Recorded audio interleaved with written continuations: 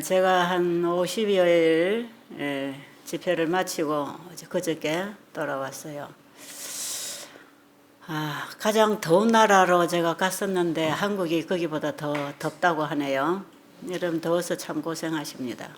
힘드시죠? 괜찮으세요? 제가 태국에 나가 있어 말레이시아, 태국 여러 나라로 제가 다녀오면서 종종 우리 베델의 소식을 제가 염집사님을 통해서 듣고 또 물어보고 이렇게 하면서 지냈는데 여기가 너무 덥다고 하는 얘기를 계속 하더라고요. 너무 덥다고. 더울 때 한우분들이 어떻게 지낼까가 참 염려스러웠습니다. 물론 그 더운 북에서 밥을 해서 여러분 먹이는 우리 식구들도 힘들고 또 우리 전도사님이나 박 선생님 또 우리 배장로님 정말 힘드시겠지만 아픈 분들이 더워서 밖에도 못 나가고 안에서 에어컨 밑에서 그 숨을 쉬고 있으려니 정말 회복이 잘 될 수 있을까, 얼마나 힘들까 그런 생각을 늘 했어요. 제가 다녔던 그곳은 그래도 저녁 때가 되면 선선하고 햇볕에 나가면 덥지만 그늘에 있으면 견딜만한 그런 기후였는데 한국이 이번에 이렇게 덥고 제가 이 공항에 내려보니까 아주 푹 찌는 그런 공기, 덥고 끈끈하고 아주 불쾌한 그런 공기, 이런 공기가 우리 한국 땅을 덮고 있구나 하는 생각을 하게 됐고 특히 아픈 분들이 지내기가 참 힘들겠다 하는 생각이 들었어요. 아프면 면역력이 약해지고 마음도 약해지고 그래서 적응하기도 힘들죠. 그럴 때에 가장 쾌적하고 편안한 환경 또 그런 공기 그런 음식 이런 게 참 필요한 때에 가장 견디기 힘든 계절이구나 하는 생각을 했습니다. 겨울에도 추우면 고생이지만 겨울보다 더 힘든 것 같아요. 이렇게 더울 때는. 어쨌든 여러분 건강 회복 잘 되시기를 바라고 또 여러분이 이곳에만 계속 계실 게 아니고 또 집으로 가셔야 되니까 그나마 이런 열악한 환경에서 어떻게 이기고 나갈 것인지 여러분이 좀 많이 연구하셔야 될 것 같습니다. 대부분 오신 분들 보면 여기서는 좋아지고 또 스트레스도 없고 여러 가지 세상 걱정 근심 잊고 살다가 집에 돌아가면 그 환경이 바뀌지 않아서 여전히 또 힘들고 스트레스 받고 걱정거리가 생기고 그런 거 기다리고 있을 텐데 여러분이 정말 집에 가서 그런 걸 다 이기려면 무엇보다도 이 영적으로 정신적으로 면역을 길러야 이길 수 있을 것이에요.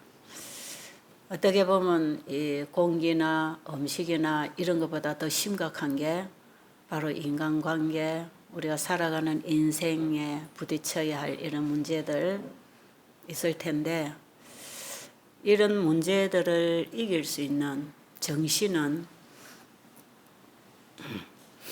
내게 있는 게 아니고 하나님께로부터 와야 되는 것이거든요.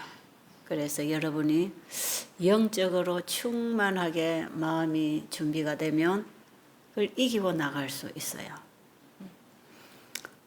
여기 왔다 간 분들 중에 가끔씩 제가 이제 만나보면 집에 가서도 계속 회복하고 성공하는 분들이 있어요. 중증 암 환자를 할지라도 돌아가서 나중에 보면 회복을 경험하고 인생의 변화가 오고 이런 분들 만나볼 수 있는데 그들은 다 영적으로 무장돼서 간 사람들입니다. 그들은 집에 가서도 자기가 가진 그 하늘의 에너지를 나누죠. 그래서 가족관계, 인간관계를 해결하고 나갑니다. 불편한 관계는 먼저 가서 사과하고 내가 잘못됐다는 얘기를 하고 그 관계를 자꾸 풀어나가면서 상대방과의 관계를 회복하면서 또 가족관계 이러면서 그 환경을 이기면서 계속 빛을 전하고 사는 사람들, 이런 사람들은 이겨요. 병이라고 하는 게 지금 우리가 앓고 있는 이 병은 다른 곳에서 오는 게 아니라 생활 환경에서 옵니다. 생활에서. 참 이 생활에서 얻은 병이기 때문에 생활 고치지 않으면 고쳐지지 않는 병이에요. 일시적으로 수술하고 약 먹어서 해결 보는 병이 아니거든요. 그렇기 때문에 우리의 생활을 이제 고쳐야 되는데 생활은 내가 만들어 나가는 거기 때문에 내가 고쳐져야 생활을 고칠 수 있는 것이에요. 그래서 여러분은 누구를 고치려고 고민하지 마시고 내가 변화를 받아야 되겠다. 그걸 여러분이 좀 고민을 하시면서 여기 와서 강의를 들으면 우리 집에 내 남편이 내 아내가 혹은 우리 자식들이 혹은 내 친구가 이거 들어야 되는데 이거보다 이거 내게 필요한 거구나. 내게 필요한 거구나. 나를 고쳐야 되겠다. 이번에 제가 태국에 가서 여러 곳을 집회를 하고 왔는데 한꺼번에 시작하면 열흘씩 합니다. 먹고 자고 이런 집회도 있고 또 왔다 갔다 하지만 열흘씩 계속 집중적으로 강의를 하고 생활을 개선하는 이런 건강 강의, 복음 강의를 하고 있는데 어느 학교에서 이제 마지막 세미나를 했어요. 그 학교는 아시아 태평양 국제학교입니다. 거기에 우리 재림 교회가 운영하는 학교, 한국어로 말하면 36 기관이죠. 그런데 거기서는 36이라는 단어를 쓰지 않고 재림학교라 그래요.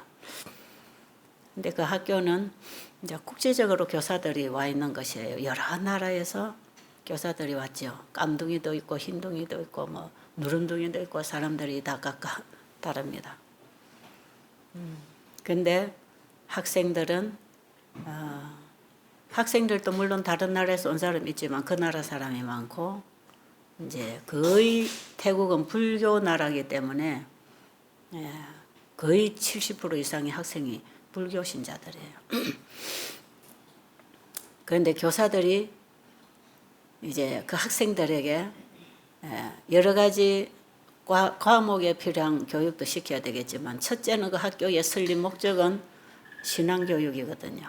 제대로 창조주를 가르쳐주는 참 교육을 시키기 위해서 우리 재림교회 학교가 있는 것인데 이 교사들이 영적으로 준비가 안 되니까 그 수많은 어린 영혼들이 찾아오는 그 일터에서 거의 복음을 전해주지 못하고 있는 이런 상태.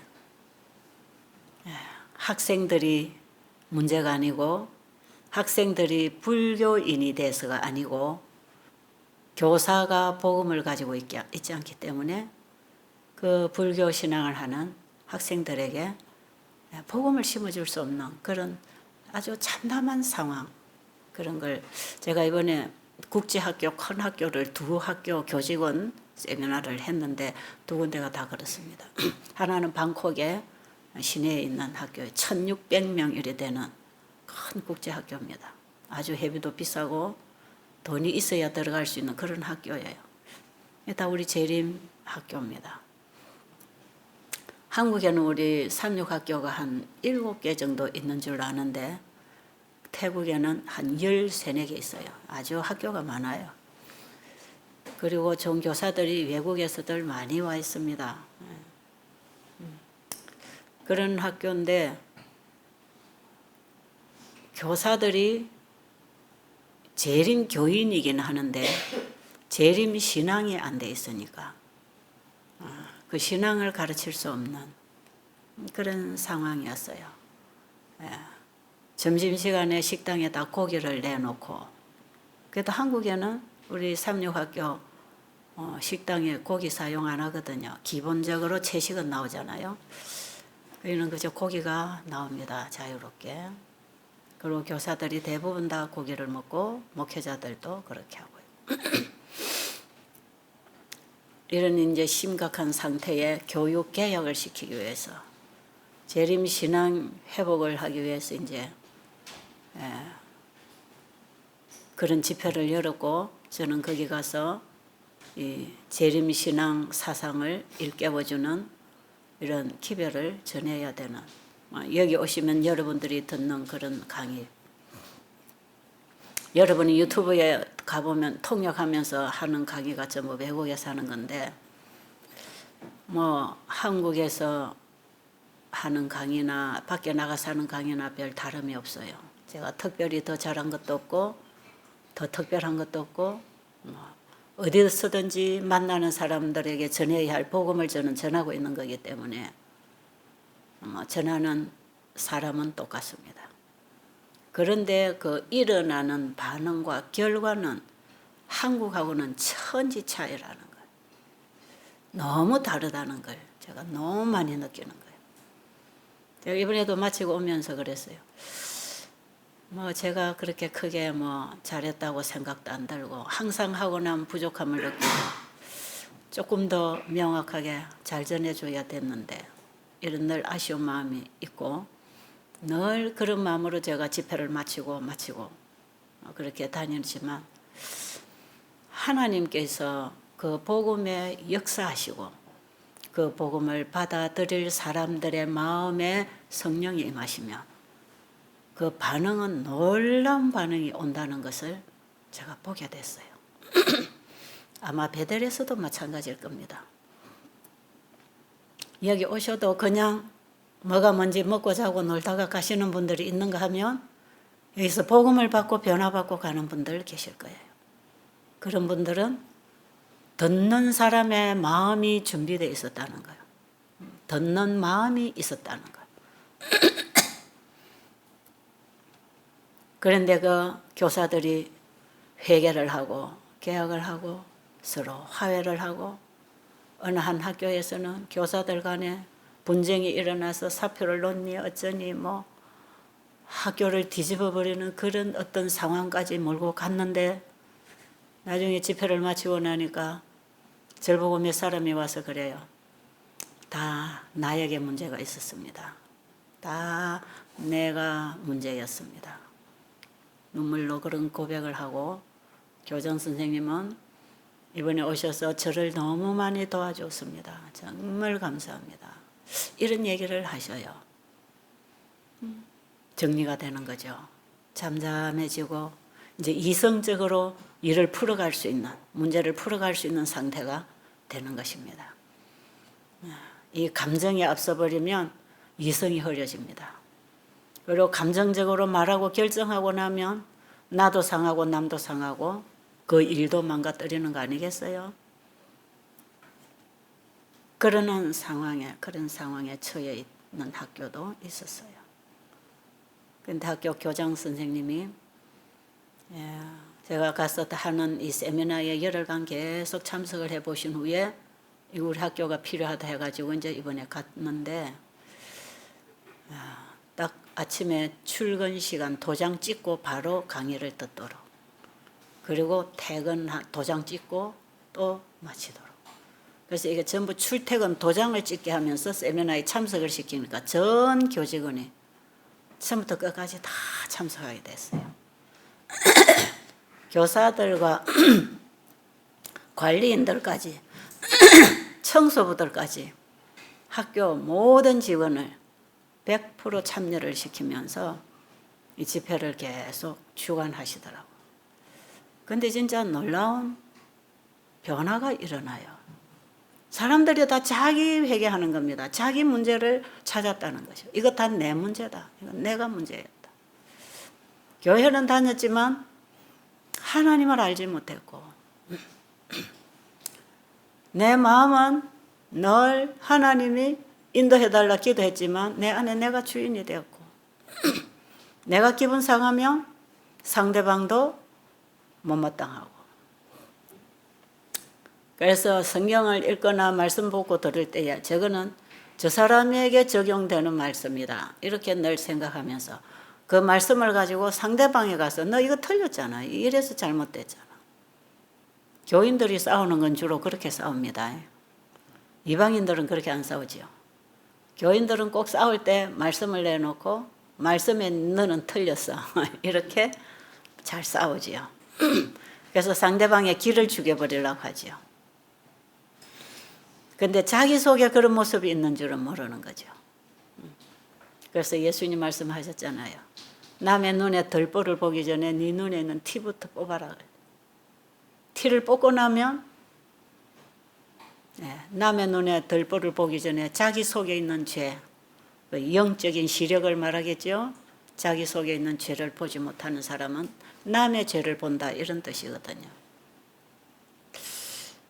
이건 참 중요하다고 생각합니다.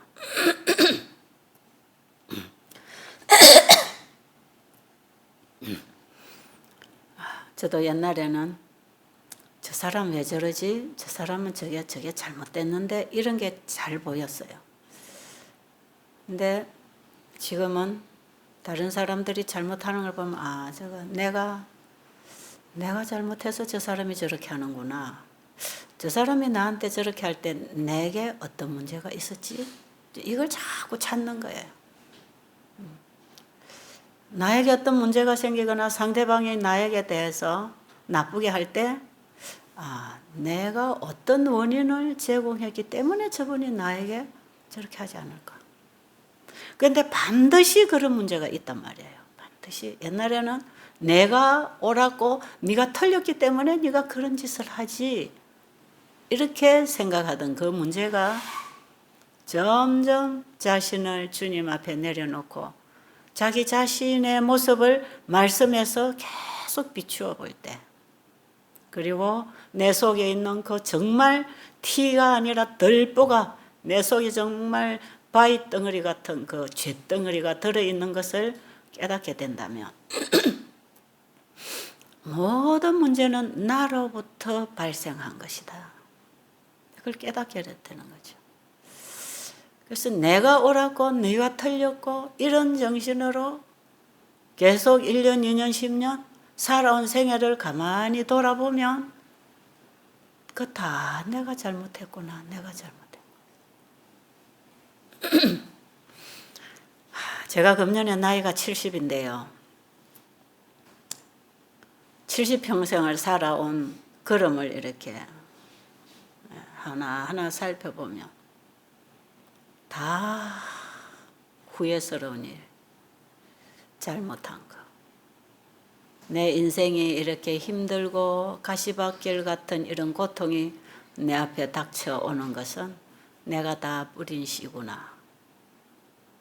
그걸 절감을 하면서 제가 70회 생일을 태국에서 방콕에서 생일을 맞이해서 거기서 교회 목회자들 세미나 하는 기간에 제가 거기 정말 크게 목회자들로부터 축하 기도를 받고 축하를 아주 생일 축하를 멋지게 했어요.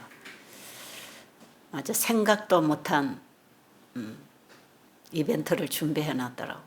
그래서 제가 그때 참 감격을 하게 된 그런 기억이 있는데, 제가 그때 70 생일을 맞이하는 그날 아침 새벽에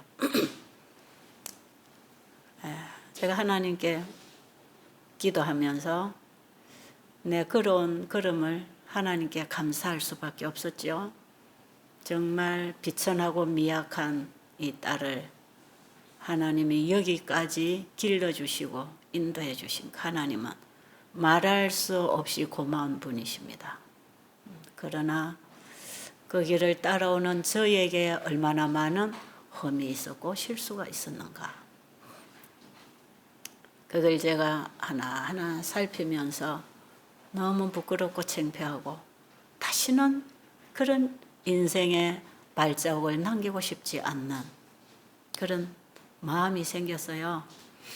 그날 제가 제 생일날 아침에 아침 시간에 이렇게 식전에 강의를 하는데 그랬습니다. 제가 오늘부터 이제 다시 시작한다. 한 살이다. 한 살. 70년이라는 페이지는 넘겨버리고 지금부터 난 한 살. 정말 아기가 엄마 손 놓으면 죽는 줄 알고 엄마만 떨어지면 불안해서 막 울고 엄마 손만 잡았을 때 편안하고 안전했던 그 어린 아이와 같은 심령으로 제가 하나님을 그렇게 붙잡기를 원했습니다.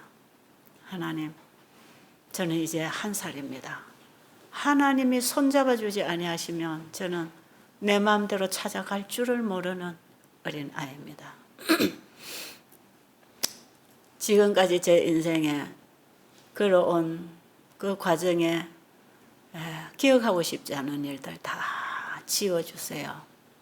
그 죄를 다 도말해 주시고 다시는 그 길을 안 가도록 잡아주세요. 그리고 지금 한 30여 년 동안 저를 베델을 통해서 가르쳐 주시고 저를 배우게 해주신 이 베델이라는 학교에서 30년 이상을 제가 이 일을 하면서 제가 알게 된 예수님, 제가 배운 진리, 저는 이걸 경험을 통해서 일을 통해서 많이 배우게 됐고 이제 저를 이렇게 가르치고 길러놨으니 남은 인생은 이제 아버지의 영광만을 위해서 좀 이 가르쳐 주신 것을 드러내고 전달하고 살기를 원합니다. 그래서 저는 오늘부터 1살입니다. 예수님 손 놓지 않으렵니다. 꼭 붙잡고 가기를 원합니다. 제가 그런 기도를 새벽에 일어나서 진지하게 하나님께 기도했고 그게 바로 금년 2월 22일이에요. 제 생일이 2월 22일. 제가 그날 아침에 하나님께 기도했고 그 이후부터 늘 내가 지금 정말 예수님 손만 잡고 순종하고 가는가 아니면 또 내 하고 싶은 대로 내가 보이는 대로 들리는 대로 내가 행동하고 있는가 이런 부분을 제가 많이 생각하면서 지금 걸어오고 있습니다. 그런데 그 예수님 손잡고 간다는 뜻이 뭡니까? 말씀에서 주신 빛을 따라 계속 배우고 살겠다는 것 아니겠어요? 그런데 그 말씀에서 자꾸 내 죄, 나의 잘못된 부분을 자꾸 배우는 거죠. 그러니까 다른 사람이 잘하건 잘못하던 거 상관이 없어요. 그들이 잘못 가고 있으면 바로 잡아주고 싶고 길을 안내해주고 싶은 그런 심정이죠. 중요한 것은 그 말씀이 나의 죄를 깨우쳐 줄 때 저는 죄인이고 내가 매일 십자가 앞에서 죽어야 되고 죽지 않으면 살 수 없는 죄인이라는 걸 좀 배우고 사는 것이지요. 그래서 저는 하루하루를 그렇게 지금 살아가고 있고 내일도 내가 어디 갈지 한 달 후에 어디에 있을지 잘 모릅니다. 제가 뭐 스케줄이 잡혀 있어서 물론 스케줄 따라 움직이는 건 하겠지만 그 외에 계획이 없어요. 아이가 엄마 손잡았을 때 엄마 발걸음 따라 아이가 따라가야 되는 것처럼 저는 그렇게 주님 따라가고 싶은 그런 마음을 날마다 새롭게 주님께 헌신하고 고백하고 나를 드리고 그렇게 살고 싶은 것이에요. 전 그렇게 새로 1살로 출발을 했습니다. 여러분들도 그런 결심이 한 번은 필요할까요? 정말 필요할까요? 우리가 인간의 결심이라는 것은 썩은 새끼줄처럼 금방 허물어지는 거지만 그래도 우리 자신을 그렇게 정하고 뜻을 정하고 내 자신을 순간순간 하나님께 맡긴다면 하나님께서 붙잡아 주십니다. 우리가 뜻을 정하는 게 중요하지요. 다니엘의 세 친구가 뜻을 정했을 때 하나님은 그 길을 열어주셨지 않습니까? 정말 불가능했던 환경에서 그들이 뜻을 정하고 하나님께 기도했을 때 하나님 불가능을 가능하게 하시는 일을 우리는 다니엘서를 통해서 공부하고 있는 것입니다. 우리 하나님 살아계시고 우리 하나님 너무나 좋으신 하나님. 저는 그 창조주를 전하고 다닙니다. 창조주. 우주를 창조하시고 나를 지으신 그 하나님이 나를 고치시는 그 복음, 만드신 분이 고치신다는 이 세미나가 저 동남아 저쪽으로는 아주 유명하게 지금 인기를 끌고 있는 아주 세미나예요. 그쪽 사람들은 소문에 소문을 타고 만드신 분이 고치신다 세미나는 정말 좋다. 거기는 몸도 회복하지만 신앙을 회복할 수 있는 아주 좋은 세미나다 해가지고 이번에도 가보니까 여기저기 아주 많은 소문들이 나고 사람들이 그래서 찾아오고 인터넷 강의를 자기들이 듣고 실천하고 어떤 집회를 하고 온 지역에서는 그 비디오를 틀어놓고 거기서 지도자들이 집회를 소집하고 지금도 치앙마이에서는 집회를 지금 하고 있어요. 환자들 모아놓고. 아침 저녁 제 강의를 틀어놓고 집회하는 거예요. 이제 지난번에 했던 장소에 사람을 2차로 또 모았어요. 그 1차 집회 너무나 사람들이 깨어나고 병이 낫고 좋은 결과를 거두었기 때문에 다시 강구를 해가지고 저는 갈 수 없으니까 강의를 틀어놓고 집회를 한다고 연락이 왔어요. 아마 어제부터인가 오늘부터인가 열흘 집회 시작됐는데 거기 전부 몽족들입니다. 몽족들. 이분은 아주 태국 땅에 살고 있는 외국인들, 유목민들, 또 어떤 공산국가에서 이렇게 참 견디기 힘들어서 나온 이런 사람들 중심으로 살고 있는데 이분들 뭐 빈부 차이는 좀 있겠지만 대부분 굉장히 가난하고 힘든 사람들. 그게 모인 사람들이 한 8, 90%가 몽족이었는데 정말 돈이 없어서 이 집회 소식을 듣고 오지 못했다가 그 집회를 여는 지도자가 1,000바트만 내고 오너라 해가지고 1,000바트면 한국 돈으로 33,000원 정도 되죠.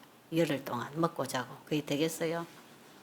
한 4, 5일 집회하고 나니까 양식이 다 떨어져가지고 양식 살 돈이 없다 하더라고. 그래서 우리가 그걸 다 충당해 주면서 이들이 1,000바트만 받고 올 수 있도록 해서 이들이 온 것에 대해서 너무 감사하고 그 양식은 우리가 배불리 먹고 있는 사람들이 대줘야 되지 않겠어요? 그래서 우리가 그 나머지 경비를 다 대주고 집회를 잘 마쳤어요. 그렇게 마치고 났더니 여러분이 혹시 유튜브 우리 BBIB에 들어가서 치앙마이 건강 세미나 보면 그 한국말로 제 강연은 한국말로 나가지만 감정은 한국말 통역이 한 절반밖에 동시 통역을 하니까 전달이 안 되지만 그게 핵심은 전달이 되니까요. 여러분 가만히 그것들 간증 한번 들어보세요. 마친 날 저녁에 전부 나와서 간증했어요. 안 낫는 사람이 없어요. 예. 그들은 자기 자신이 당뇨병인지 고혈압인지 암인지도 모르고 있어요. 왜 모르냐? 와서 당 체크를 하니까 당이 350, 400 올라가는 이런 분들이 약을 쓰냐 하니까 안 쓴대. 왜? 난 이런 병이 있는 줄 몰랐다. 왜 모르냐? 병원에 안 가봤냐? 병원에 못 갔다. 돈이 없어서 못 갔다. 돈이 없어서 못 가니까 자기 몸에 어떤 병이 있는지 모르는 것이에요.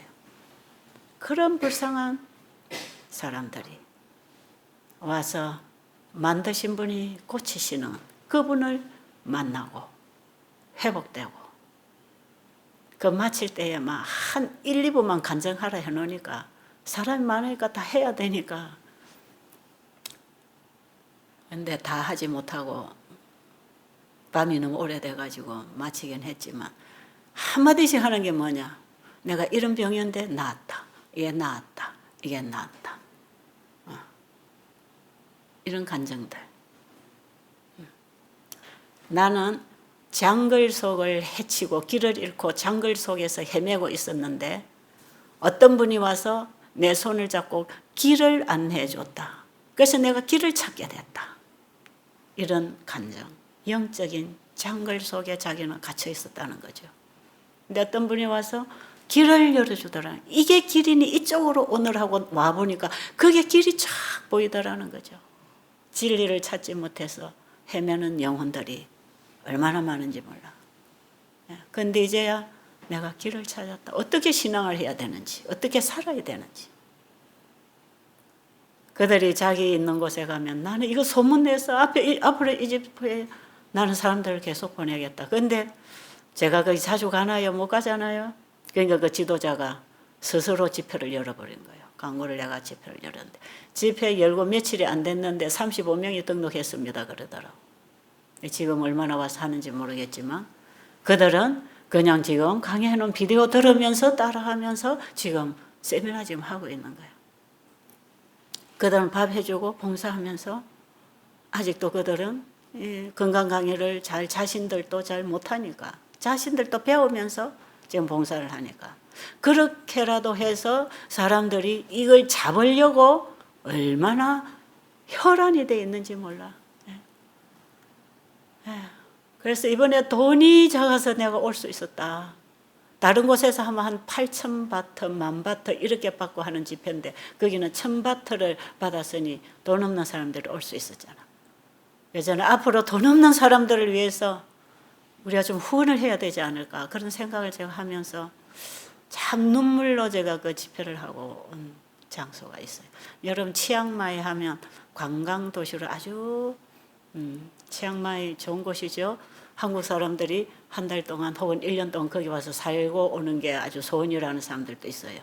아주 좋은 공기 좋고 이번에 치앙라이에서 동굴에 그 아이들 사고 난 바로 거기서 한 2-3시간 거리입니다. 거기가.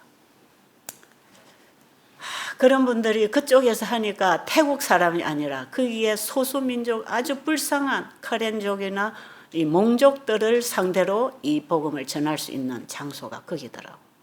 저는 태국 땅은 자꾸 다니고 있지만 거기는 아주 열악하고 어려운 영혼들이 모이는 곳. 제가 그쪽에 관심이 있지요. 앞으로 이쪽을 계속 도우고 이쪽에 복음이 나가도록 해야 되겠다. 그런 생각을 제가 하면서 정말 제가 하는 일은 작은 일이었는데 결실은 너무나 크게 하나님이 역사하시는 것. 그걸 제가 보게 된 거죠. 그래서 정말 하나님께 감사, 하나님께 영광. 그게 입에서 떨어지지 않아요. 하나님께 감사. 하나님이 일하시는구나. 하나님이 일하시네. 그런 걸 제가 보고 다니고 있는 것입니다. 여러분들은 참 사는 삶도 부유하고 뭐 어려운 분 간간히 있겠지만 정말 돈 때문에 내가 못 가는 병이 들어도 병원에도 못 가는 분들 없잖아요.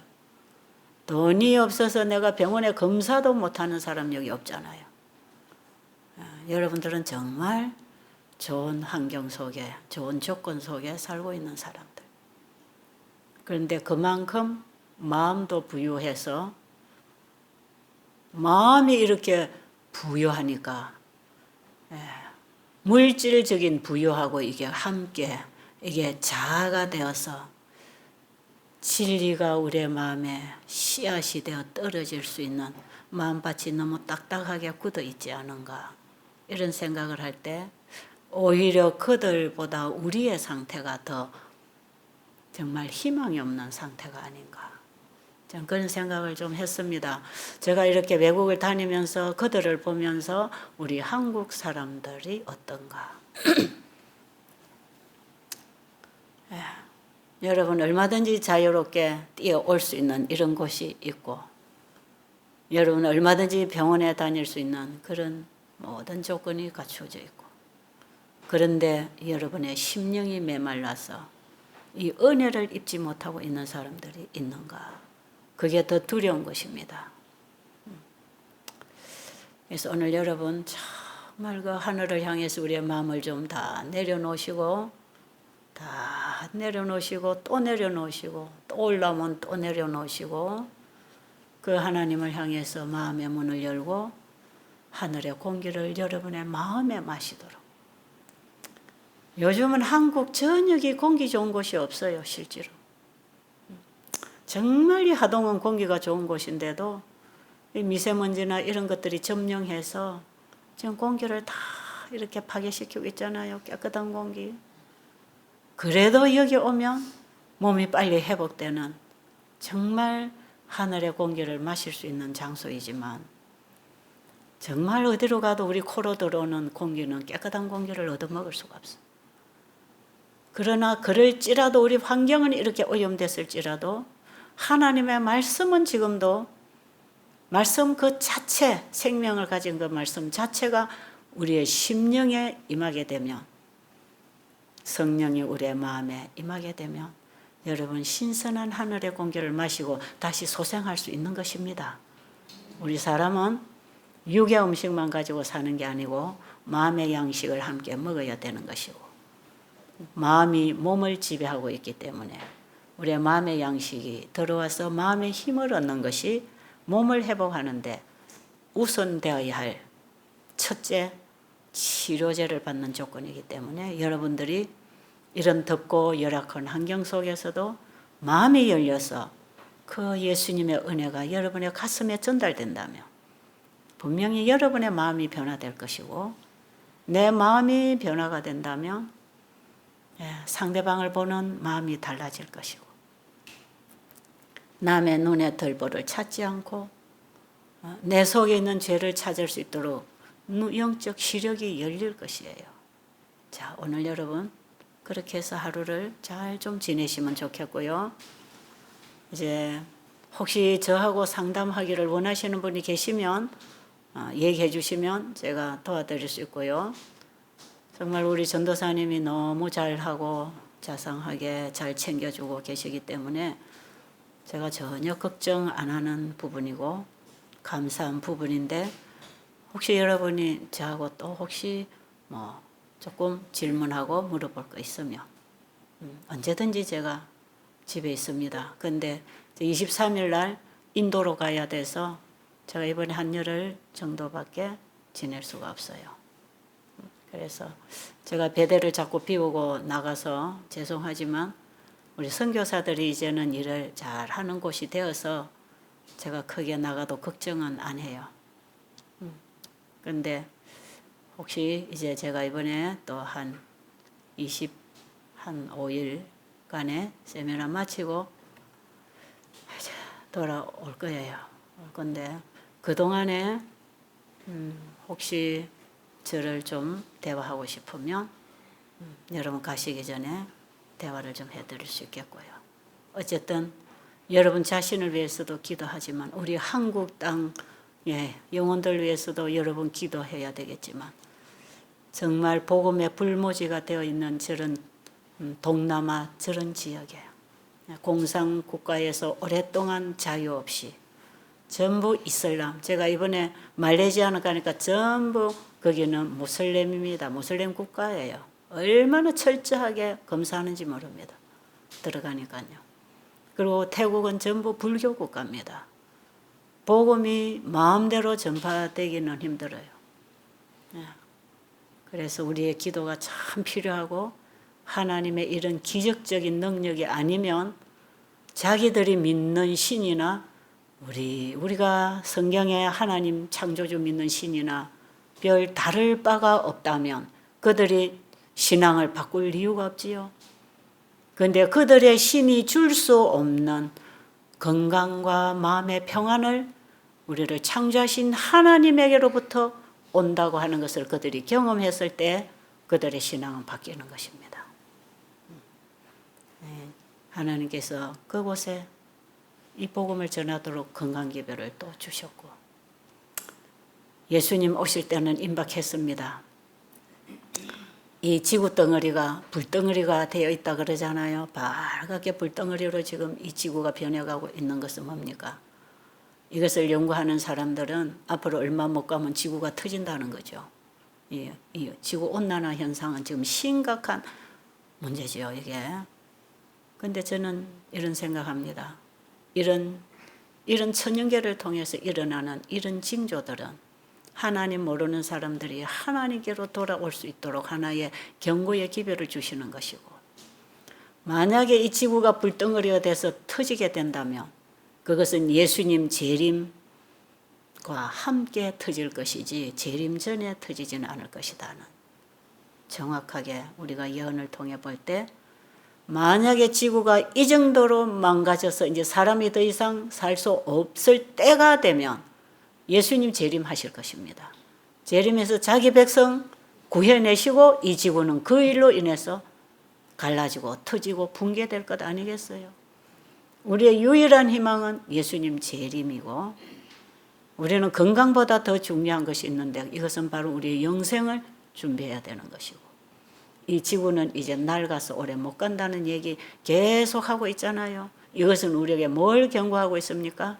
예수님이 재림할 때가 임박했다는 것을 경고하고 있는 것이고, 이럴 때에 우리는 죽어가는, 복음이 없어 죽어가는 그 영혼들에게 신속하게 복음을 전해서 그들이 영생을 얻도록 하는, 그것이 우리가 해야 할 가장 중요한 일이라는 것. 저는 적어도 그걸 생각하고 삽니다.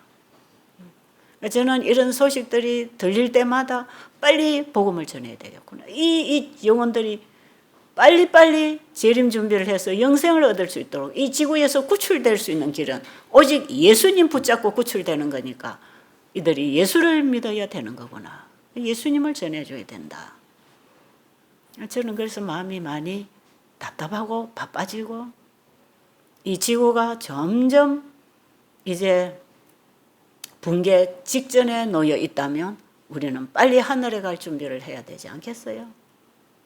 달색에 태양계로 갔다 오는 게 중요한 게 아니고 예수님이 오셔서 이제 우리를 영원한 하늘집으로 데리고 가는 그런 사건이 분명히 온다고 지금 성경이 말하고 있기 때문에 우리는 그때를 위해서 준비하는 것, 이게 중요합니다. 지금 만약에 우리가 준비되어서 건강 회복 못하고 잠든다 하면 예수님 재림 때 다 부활할 사람들로 준비되어야 되고요. 살아있다면 예수님 재림 때 변화되어서 공중으로 올라가서 예수님 만나서 우리가 하늘에 가는 그때에 이 지구는 붕괴되고 끝날 것입니다. 자, 지금 우리에게 무엇이 더 중요합니까?